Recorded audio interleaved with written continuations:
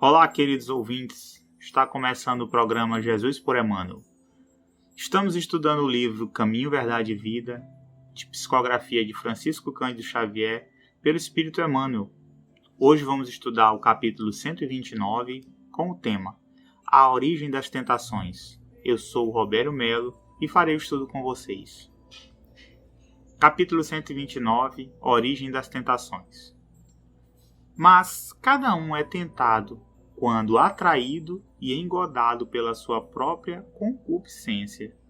Isso está em Tiago, capítulo 1, versículo 14. Geralmente, ao surgirem grandes males, os participantes da queda imputam a Deus a causa que lhes determinou o desastre. Lembram-se tardiamente de que o Pai é todo-poderoso e alegam que a tentação somente poderia ter vindo do divino desígnio. Sim, Deus é o absoluto amor e tanto é assim que os decaídos se conservam de pé, contando com os eternos valores do tempo, amparados por suas mãos compassivas. As tentações, todavia, não procedem da paternidade celestial. Seria, porventura, o estadista humano responsável pelos atos desrespeitosos de quantos inquinam a lei por ele criada? As referências do apóstolo estão profundamente tocadas pela luz do céu. Cada um é tentado quando atraído pela própria concupiscência. Examinemos particularmente ambos os substantivos tentação e concupiscência. O primeiro exterioriza o segundo, que constitui o fundo viciado e perverso da natureza humana primitivista. Ser tentado é ouvir a malícia própria, é abrigar os inferiores alvitres de si mesmo, porquanto, ainda que o mal venha do exterior, somente se concretiza e se persevera se com ele afinamos na intimidade do coração. Finalmente, destaquemos o verbo atrair. Verificaremos a extensão da nossa inferioridade pela natureza das coisas e situações que nos atraem. A observação de Tiago é roteiro certo para analisarmos a origem das tentações. Recorda-te de que cada dia tem situações magnéticas específicas.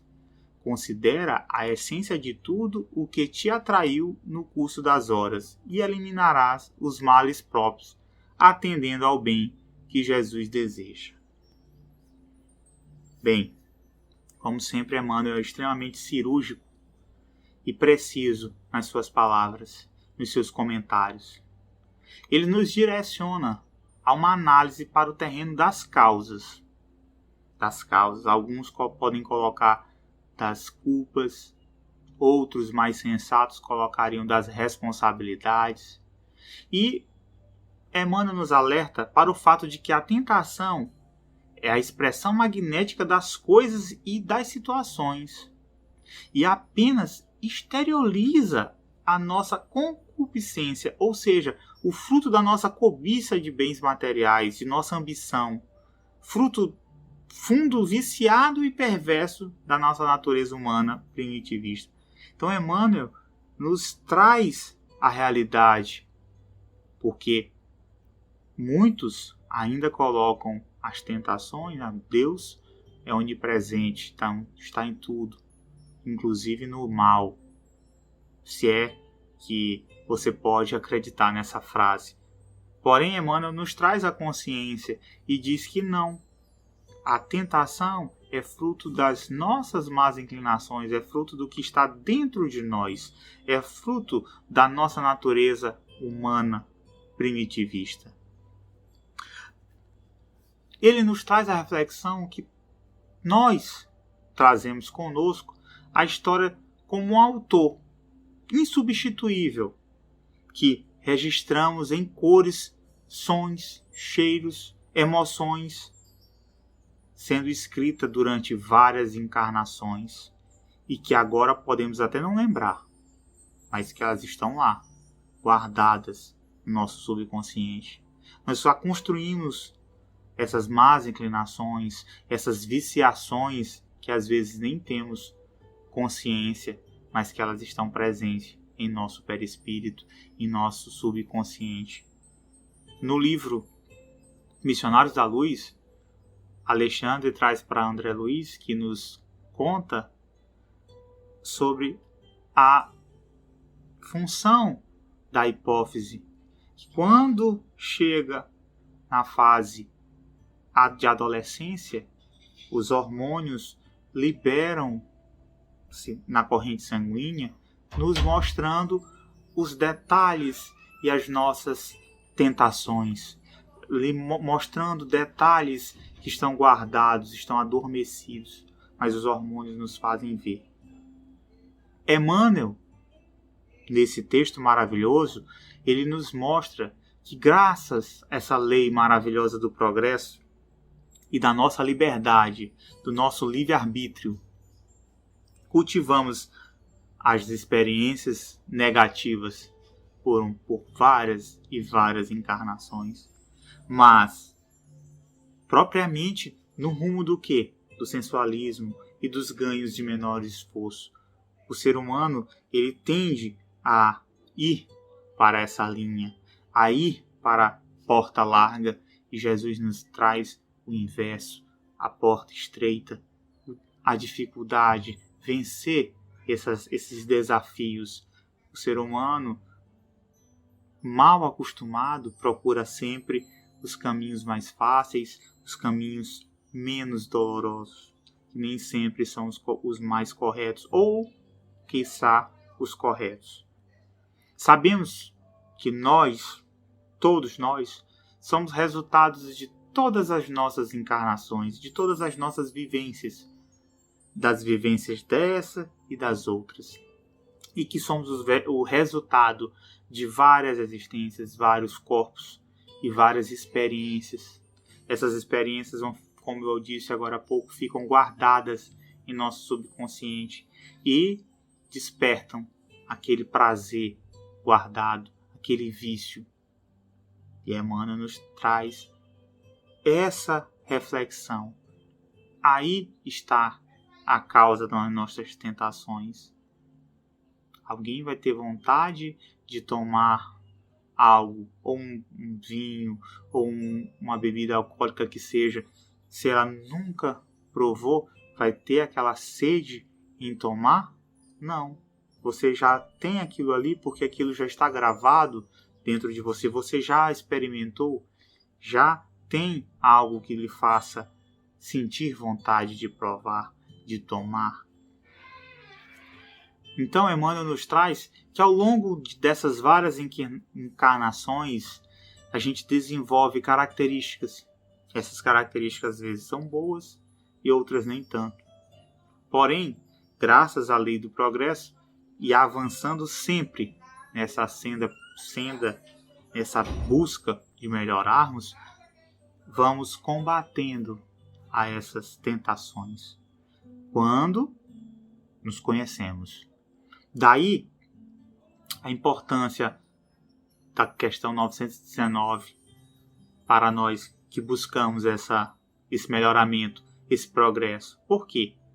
Na pergunta 919, Kardec faz o seguinte questionamento: qual o meio mais prático e eficaz que o homem tem de se melhorar nesta vida e de resistir à atração do mal, ou seja, à tentação? E a resposta é: lembrando um filósofo da antiguidade, nos repete a máxima: conhece-te a ti mesmo.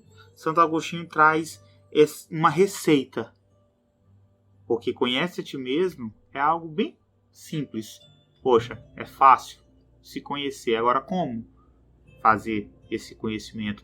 E ele traz uma receita. Você faz uma busca no seu dia, você procura aquilo que lhe fez mal, aquilo que lhe deixou mal, e você vai conseguir entender quais são as causas das suas tentações. Nós, como eu já disse, temos várias coisas que estão adormecidas. É um acumulado de várias encarnações que o estímulo pode nos despertar, né? É um incômodo moral que quer atendimento. Você tem aquela situação que precisa ser corrigida, que precisa ser resolvida, que está guardada na tua intimidade, na nossa intimidade, e isso é a tentação. Lembre-se, como Emmanuel disse, que ela só recebe guarida, ela só consegue ressoar, ela só consegue se misturar se você tem isso presente em você. Se você não tem como isso acontecer. Você só é tentado naquilo que você carrega dentro de si. Você é tentado naquilo que você pode vir a tratar, né? Cabe a nós refrear essa tentação ou usufruí-la. Porém, as consequências dessa escolha terão que vir e nós seremos responsáveis por essa escolha. Nós seremos responsáveis por a consequência dela. Precisamos refletir de forma madura sobre tudo que acontece na nossa vida, sobre todas as oportunidades que temos dia a dia de sermos fortes e resistirmos a isso aí. O apóstolo Paulo, em uma de suas cartas, ele coloca: que homem é esse, que o bem que eu quero fazer eu não faço, que o mal que eu não quero fazer eu faço. E depois ele coloca em outra carta a seguinte situação: eu travei o bom combate. Esse bom combate é nessas tentações. Você precisa percorrer esse caminho de se conhecer, de entender qual é as suas más inclinações, quais são os seus desejos internos e mais íntimos, e conseguir combater essas tentações, conseguir limpar essas tentações de você, porque essas tentações estão dentro de nós mesmos, não no meio externo, não por conta de Deus ou desígnio divino. Muito pelo contrário, ela é fruto das nossas escolhas, ela é fruto das nossas encarnações. Então, meus irmãos, que possamos combater todas essas tentações dentro de nós mesmos. Essa foi a nossa contribuição para o estudo da obra Caminho, Verdade e Vida. Amanhã estudaremos o capítulo 130, Paz para Todos.